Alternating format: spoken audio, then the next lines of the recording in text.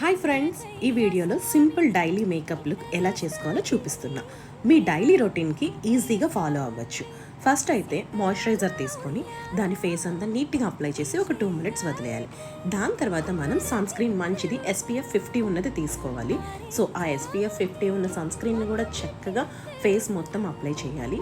ఒక 2 మినిట్స్ అది అప్లై చేసిన తర్వాత ఫస్ట్ అయితే నేను ఐబ్రోస్ని అయితే ఫిల్ చేస్తున్నాను.